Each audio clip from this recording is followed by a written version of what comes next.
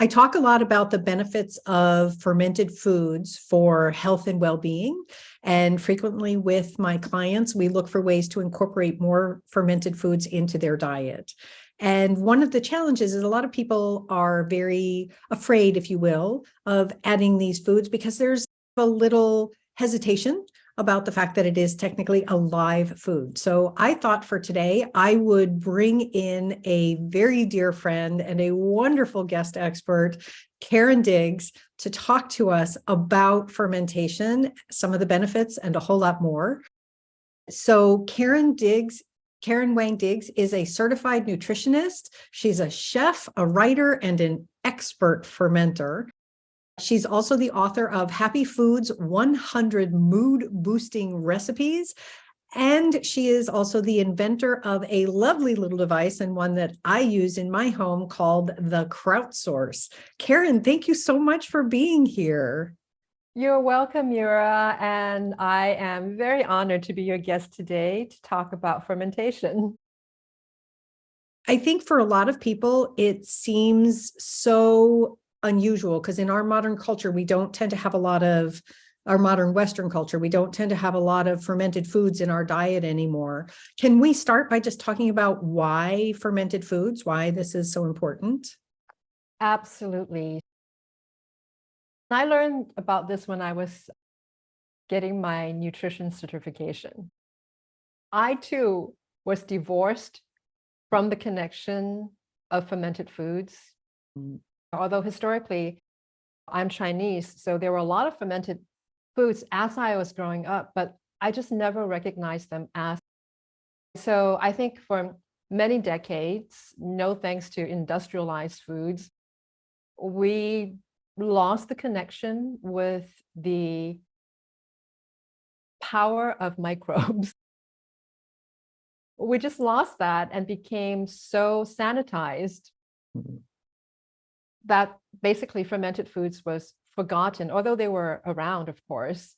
And so through my nutritional studies, I found out the incredible health benefit primarily to help with digestion. Because the way my lens through nutrition and well-being is that digestion is, of course, related to the gut. And the gut is really the foundation of who we are. One of the pillars of traditional Chinese medicine and Ayurveda is gut health. So it's very interesting that modern medicine doesn't really look at gut health as the foundation. Each part is separated, right? Like your brain is separate from your heart is separate from your digestion, and all the other parts have their own little thing, but somehow they're not connected. We're not seeing the whole human, yeah. Right, yeah. So, what part of what we do is to say, hey, we're all holistically connected. But I think now more relevant on a much more profound and wider concept of fermented foods as it relates to our own gut microbiome, the biology of our gut, and to the microbiome of Mother Earth, of nature.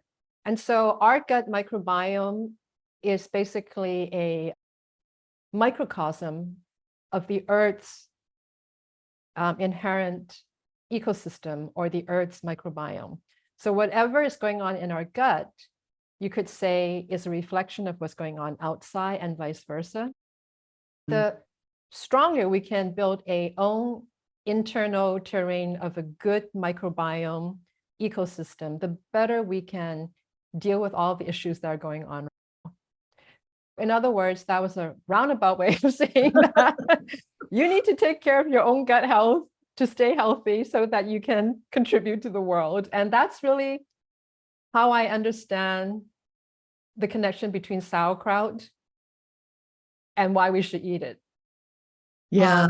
And I think one of the things we tend to forget is that, as you said, the gut is central to our well-being, our immune system, our brain health, our overall body function. Really, if the gut's not happy, nobody's happy, kind of thing. No, all you have to think about was the last time you ate something that caused you to have cramp or bloating.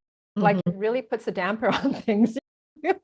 It's like you want to enjoy the party or whatever, but like bend over, double over in pain. And it's really hard to carry on that way. So for me, really having a happy gut, good digestion is key. And of course, we know that if you don't have good digestion, it really doesn't matter what kind of food you eat. You could have a private chef cooking for you night and day.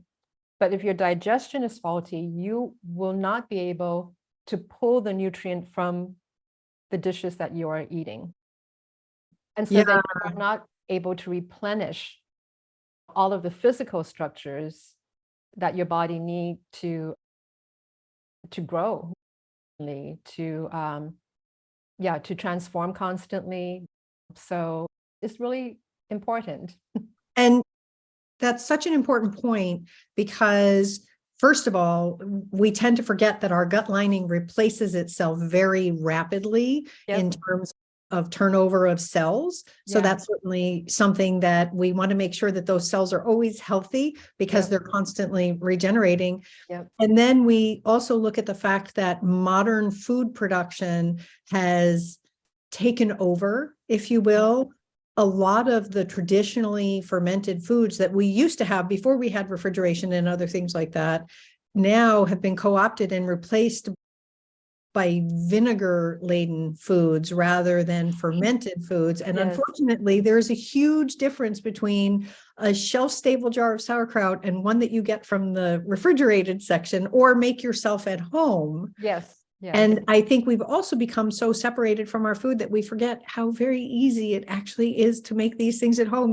You just need some produce and a little salt and water. Exactly. This kind of capitalistic paradigm of taking something that you can easily do at home and making you feel as though you need to rely on an exterior source for providing you sustenance, basically. And I think part of the movement that's going on now with nutrition, with people going back to gardening, there is I think, a swell of people recognizing that, gosh, I can grow a pickle. I grew one pickle on my balcony. That's why I say that. I too am attempting to become a gardener, but I grew one pickle. And go to the farmer's market, basically, right? And grab yourself a head of cabbage or some cucumbers. And like you said, all you need, high quality salt, good quality water, and put it in a jar, give it a little bit of time. And the next thing you know, you have something that's really a superfood. It is truly a superfood. There's a lot of term of superfood thrown out there in the world, but I feel like sauerkraut, kimchi, pickles, these are the original superfoods that our ancestors, irregardless of cultures or countries, they knew it was. That's why it was integrated into all cultures. And the other thing that's so wonderful about when you make it at home is, first of all, you obviously in your book give a lot of wonderful recipes, and there are certainly lots of different options out there, but you can make it according to your. So for example, I know one of my favorite things to do is to take the carrots and apple recipe that you have. And I love it with dill, which I know is not for everybody. For me, that's great. And some people may want turmeric, or other people may want more garlic. I just put a little bit in. Like, there's lots of ways to flavor it to your liking. And the beautiful thing about fermented foods is how easy it is to play with it, especially if you're making just one jar at a time. Absolutely. And making it in a little jar is much less daunting than trying to do it in a big crock. So when you're making it in a mason jar or a whatever glass jar that's about a quart or even a little bit bigger, you can feel free to experiment. Whereas if you're going to do 10 heads of cabbage, there's that fear, like, what if it turns out wrong? Like I've wasted my money and time. So when you're doing a small batch at a time, you can also turn it into a much more therapeutic fermentation. So I've been adding things like burdock, and really Nice. upping the herbal and spice in blends that are considered more traditionally, maybe like an Ayurvedic blend for digestion. So really making it a medicinal therapeutic food that you can tweak according to your constitution. Because then we know that sauerkraut is good for digestion, but if you add in the herbs and spices that are tipping it to a more medicinal formulation for your own health, it really has like tremendous benefits too. Sure, because then you're creating a really bio-individual formulation Yeah, that is absolutely. going to support your health journey even more, which actually brings us to a really important question. I know sometimes when I'm working with clients, especially if they're not used to eating fermented foods, and we begin to introduce the concept and introduce some of them, they wind up going to Costco, and they often start by buying that huge jar Right. of sauerkraut, and then they eat way too much of it and they get sick. So can we talk about how we really need to start slow and we don't Right. need massive amounts? And how much to eat every day. Yeah, and I get that a lot too. Always one of the first questions, well, how much is a serving? How many times should I eat it? Yes, I've had that issues too when I used to work with clients. And particularly if you're someone who's new to the world of fermented foods, or maybe you're eating a little yogurt here and there, but not eating it consistently.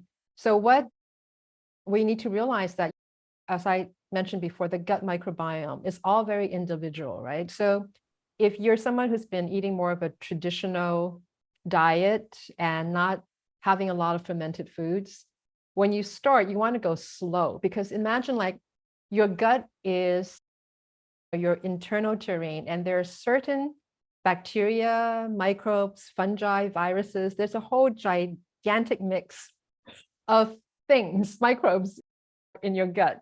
And if you are suddenly introducing a lot of sauerkraut, like a quart at a time into it, you're suddenly bringing a lot of new microbes into your inherent microbiome, and that's going to cause upset for sure. I think the most common one is like bloating, just feeling like really not comfortable. So the trick is to just start slowly, maybe about a third of a cup of sauerkraut with a meal. And then once you are feeling more adjusted to it, then the next week you can scale up with maybe 2 servings, have it for breakfast and for lunch. And then maybe for dinner, you can vary it by having a little bit of yogurt, or you can introduce a little bit of kombucha, but a little bit. That's another fermented item that people overdo because they're thinking they can replace it for soda. And it's not a soda replacement. It is a nutrient-dense food. So that's the thing. All fermented foods are what we would consider nutrient-dense, because there's a lot of enzymes and vitamins and fiber in each serving. And so therefore, it is not a replacement for a serving of vegetables. It is a condiment, but it's a condiment that you need to engage with every single day.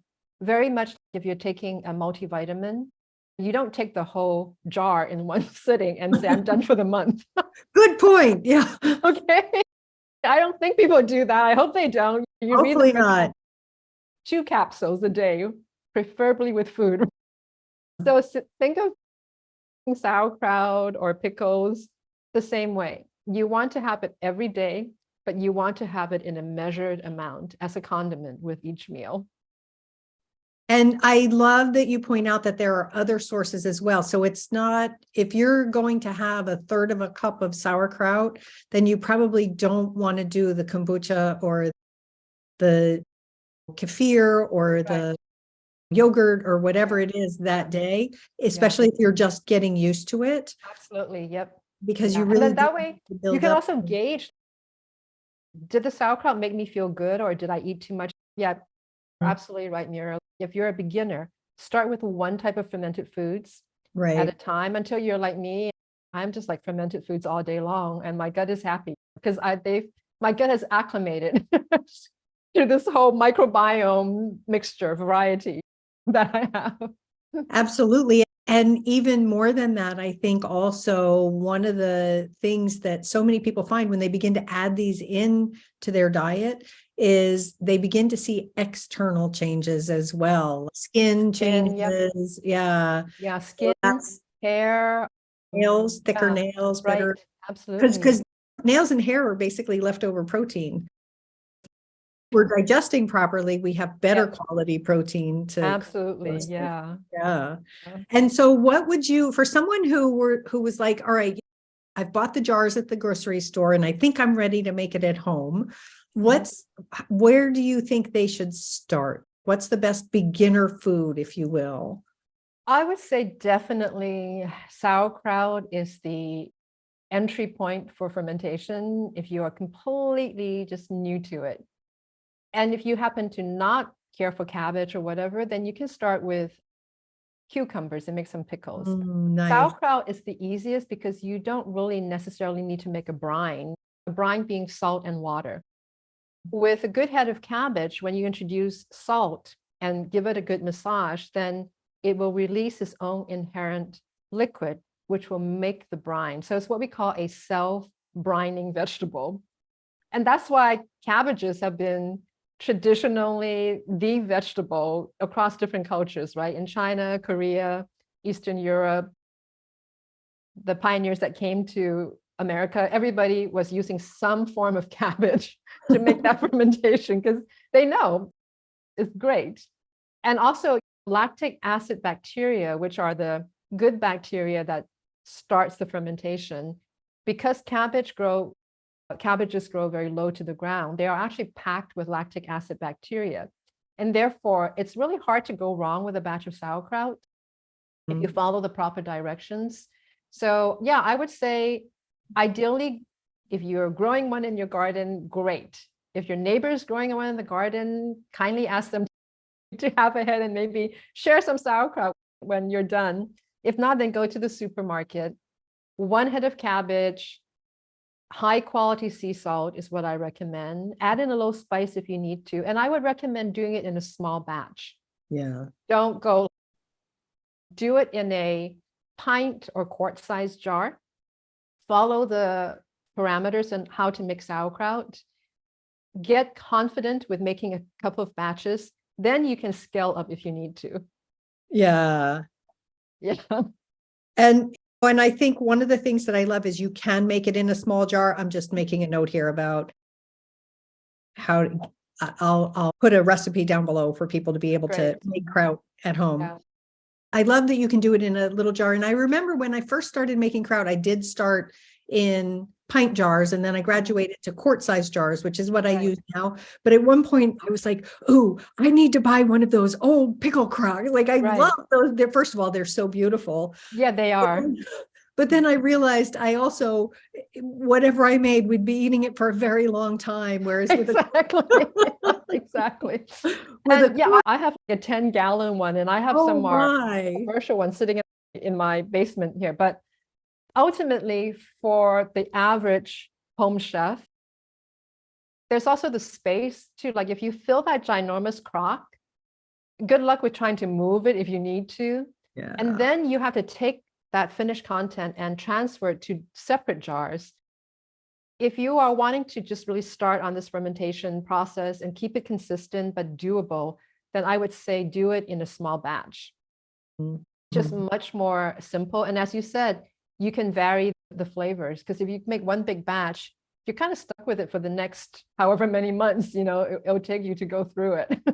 Absolutely. And so I do want to give a little plug to the Kraut Source because I love mine. Oh, thank you. Yeah. One of the things that's so great about it is obviously when I first started, I had little ceramic stones that I would use to lay everything down because everything has to stay below the surface. So I love that yours has a little plunger and it just pushes it all down. So everything stays under the liquid, which is really. Yeah. For those of you who want to explore more about that, visit the Kraut Source website. I actually have a page that has videos and recipes that you can access to learn more about fermentation. But I really encourage everyone, it doesn't matter what system you use, is to start do it consistently. Familiarize yourself with it, get comfortable with it. And the next thing you know, it's like learning to bake a loaf of bread. Like and you know how satisfying it is. You're just going to make it consistently. And it is really like my dream that everyone across at least America will have a jar of sauerkraut fermenting on their kitchen counter. Just like everybody has like a coffee maker. We should all be, it doesn't have to be sauerkraut, by the way, if you hate it. Like I said, it could be pickles. It could be like fermenting cauliflower. It could be so many things. But some Carrots are one of my favorites because they come out so crunchy. Yes, yeah. Just something fermenting on your kitchen counter would be my dream. That's great. Karen, this has been really lovely. Thank you so much for sharing all of your wisdom and all of your good tips. If people wanted to connect with you a little more closely, where would they find you? Sure. The website Kraut Source, Kraut Source, and they can also email me, Karen@krautsource.com. That sounds great. Thank you so much. And folks, thanks for watching. I will put the links down below and I will find and add a simple, I'm sure there's one on your website, so we'll just link to that recipe on how to make your very own sauerkraut. I hope you will do that. It is one of the most easy, fun things to do. Great science experiment for the kids too. Yes. Yeah. So thanks so much for joining us. Remember to click that subscribe button so you can stay connected when there are more wonderful videos. And Karen, thanks again for being here. It was a pleasure to talk with you. Thank you, Mira. And as I say, we can ferment a better world together. Love that. All right. Bye, folks. Bye-bye.